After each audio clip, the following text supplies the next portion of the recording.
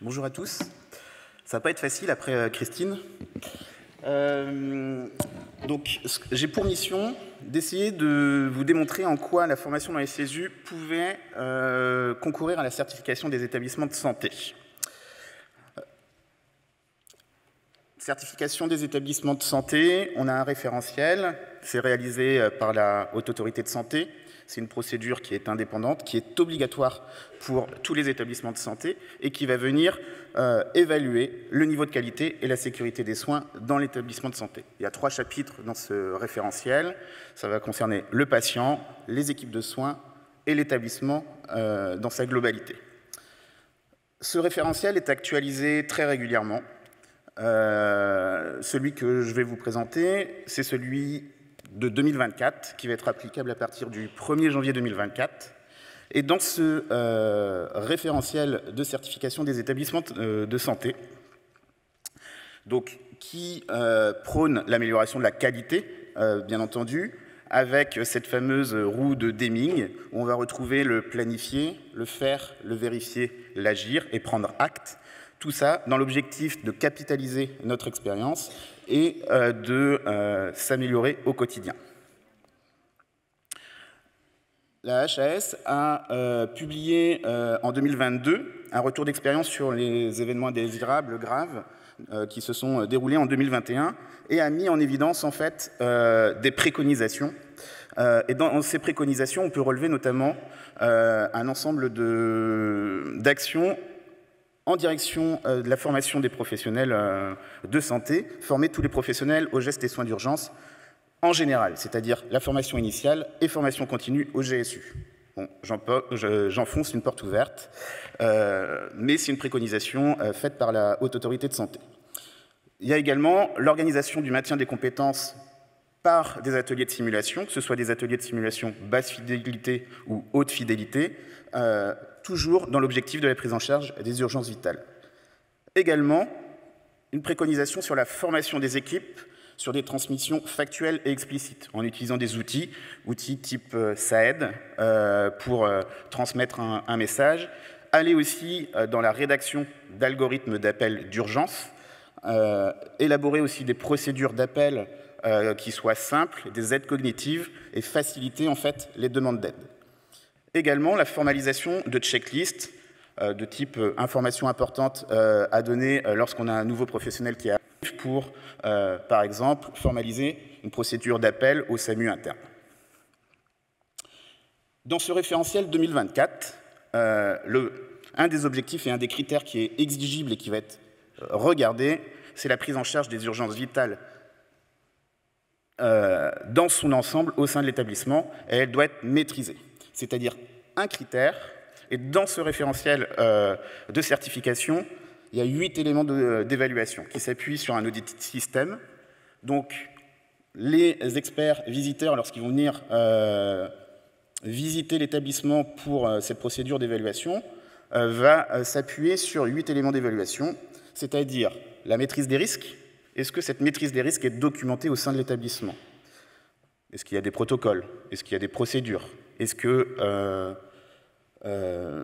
a des retours d'expérience? Est-ce qu'on prend en compte les événements indésirables? Est-ce qu'on fait des CREX sur ces prises en charge de l'urgence vitale quand ça s'est bien passé ou mal passé?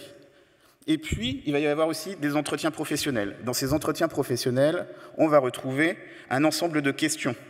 Maintenant, les experts visiteurs vont venir poser des questions lors de leur parcours au sein de l'établissement, sous le prisme du parcours patient, vont venir questionner en fait chacun des professionnels sur un ensemble de questions, dont notamment la prise en charge de l'urgence vitale au sein de l'établissement.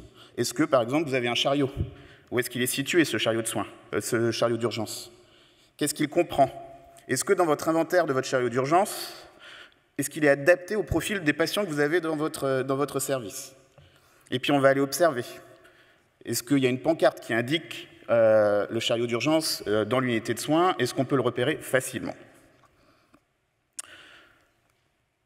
Là, j'ai repris les différents éléments d'évaluation, donc ce que je vous indiquais tout de suite. On va retrouver des informations puis ensuite sur des observations qui vont se faire dans les services ou auprès des professionnels. Et puis ensuite, on va avoir tout ce qui concerne la gouvernance, c'est-à-dire l'élaboration des procédures. Est-ce qu'il y a une analyse? Est-ce qu'il y a un plan de formation de l'ensemble des professionnels de santé à la prise en charge de l'urgence vitale? Ça peut passer par des GSU, mais pas forcément. Ça peut aussi passer par une formation continue, peut-être courte. Est-ce qu'il y a des exercices qui sont réalisés dans l'unité de soins? Et peut-être qu'il faut aussi qu'on s'interroge là sur comment mobiliser régulièrement cette connaissance, cette compétence au quotidien dans les services. En parallèle, les CESU ont une démarche qualité qui s'impose. Christine a parlé d'HCERES. On a aussi Calliope. Calliope, 7 critères qualité. On va avoir dans ces 7 critères qualité qui représentent 32 indicateurs, donc là aussi un nombre élevé d'indicateurs. On va retrouver, donc, parmi ces 7 critères qualité, le premier, c'est les conditions d'information du public. Voilà, sur ce qu'on fait, qui on est, nos indicateurs de performance et de satisfaction, par exemple. Voilà. Et puis ensuite, on va avoir sur les 6 autres critères qualité qui, à mon sens, sont les plus importants, parce que le premier, on va dire que c'est un petit peu plus commercial. Les 6 suivants, l'identification précise des objectifs, l'adaptation publique bénéficiaire, l'adéquation des moyens, les connaissances et les compétences des personnels, des formateurs, mais aussi de l'ensemble de l'équipe d'enseignants, l'assistant de formation, etc., est aussi importante. Et puis, arrive le positionnement de l'organisme de formation, du CESU, au sein même de l'environnement professionnel. Donc ça veut dire se poser la question de le CESU, au final, il se situe où? Il se situe dans quel environnement? C'est réaliser une veille métier, c'est réaliser une veille réglementaire, c'est réaliser une veille professionnelle, c'est faire aussi des enquêtes régulières, et c'est aussi aller dans l'amélioration continue. Je vous représente là un gros schéma.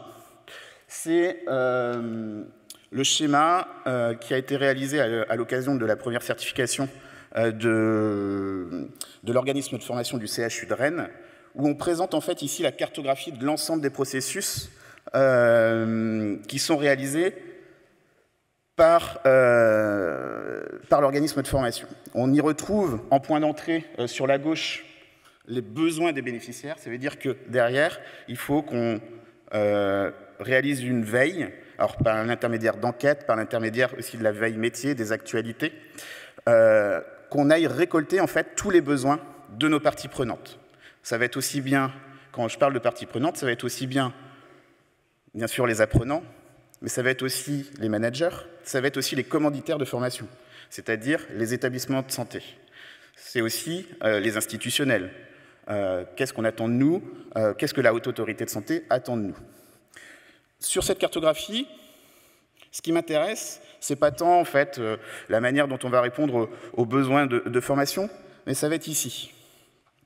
Ici, on va retrouver en fait des processus qui sont liés à notre cœur de métier, qui sont la réalisation de l'action de formation. Et juste au-dessus, ici, on va avoir le processus d'amélioration continue. Ici, on retrouve donc le processus de réalisation des prestations et on a ce processus aussi d'évaluation de nos formations. Donc, comme le disait tout à l'heure Christine, Calliope Calliope va surtout aller sur ce niveau-là, sur les réactions. C'est-à-dire qu'on va aller essentiellement regarder la satisfaction. Mais au final, nous, en tant que CESU, ce n'est pas tellement ça qui nous intéresse.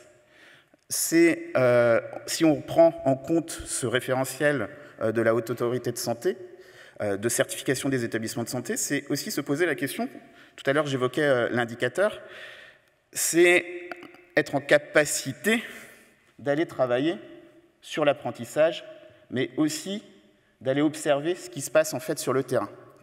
C'est-à-dire que nous, en tant que CESU, il faut qu'on aille chercher des éléments dans les établissements de santé pour pouvoir améliorer nos formations, mais aussi et surtout voir si nos formations sont efficaces. C'est-à-dire si, lorsque je fais une formation à la prise en charge de l'urgence vitale, est-ce que je vais avoir tous les éléments nécessaires dans cette formation qui vont me permettre d'avoir les bons comportements lorsque cette situation se passe dans la réalité. Donc ce qui est intéressant, ça va être les niveaux 3 et les niveaux 4. C'est aller rechercher les indicateurs.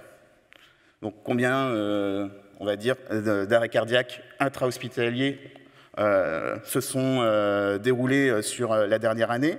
Est-ce que sur ces arrêts cardiaques intra-hospitaliers, est-ce qu'il y a eu des difficultés et quelles ont été ces difficultés? Et c'est aller chercher en fait l'ensemble de ces retours d'expérience pour qu'ensuite on améliore nos formations et qu'on les adapte aux besoins en termes de compétences dans l'équipe. Donc on va parler en effet de l'équipe, sur la manière de communiquer, sur la manière de réaliser des gestes, positionner peut-être le chariot.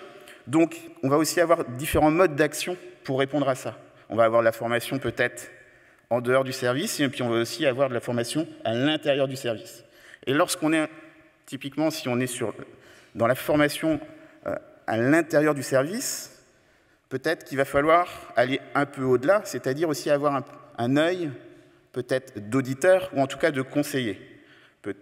Donner des préconisations sur le positionnement du chariot, sur aller peut-être aussi vérifier le cahier de traçabilité du chariot, par exemple, du service où on va faire la formation in situ.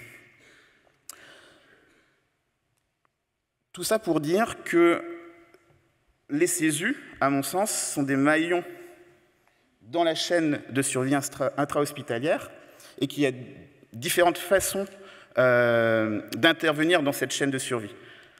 De par la formation, puisque c'est notre cœur de métier, mais on est aussi expert, on a aussi un œil neutre, c'est-à-dire qu'on peut, on s'appuie sur des référentiels, on s'appuie sur un ensemble d'expertise, de grilles, il y a des grilles d'évaluation, il y a des indicateurs qui sont donnés par la Haute Autorité de Santé, et lorsque on a un besoin en formation, l'idée c'est aussi d'aller chercher toutes ces informations pour pouvoir ensuite proposer la meilleure formation possible dans le but d'améliorer les compétences. Voilà ce que je voulais faire court.